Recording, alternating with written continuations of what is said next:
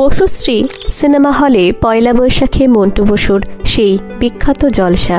প্রতিবার যে অনুষ্ঠানে হেমন্ত মুখোপাধ্যায়কে সবার শেষে মঞ্চে উঠে 15-16টা গান গাইতেই হতো, সেবার বাড়ি বয়ে এসে অন্যতম উদ্যোক্তা অজয় বিশ্বাস অগ্রিম টাকা দিয়ে গেলেন। হেমন্ত মুখোপাধ্যায় টাকাটা ড্রয়ারে রেখে দিলেন।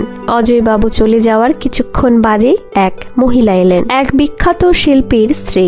তার স্বামী তখন প্রয়াত, ছেলে মেয়ে নিয়ে প্রায় পথে বসার জোগাড়। কিছু সাহায্য না করলেই নয়। কালক্ষেপ না করে ড্রয়ারে রাখা টাকার বান্ডিলটা বের করে মহিলার হাতে তুলে দিলেন হেমন্ত মুখোপাধ্যায়। শুধু অর্থের ব্যাপারে নয়, জাগতিক অনেক কিছুতেই হেমন্ত মুখোপাধ্যায় ছিলেন গড় মানুষের অনেকটাই ঊর্ধ্বে। 1989 26শে সেপ্টেম্বর। নিশ্চিত জানেন হাতে আর সময় বেশি নেই, তবু তার মধ্যে খোঁজ নিচ্ছেন 18-19 জনকে যে অর্থ সাহায্য তিনি পাঠান তার কি হলো।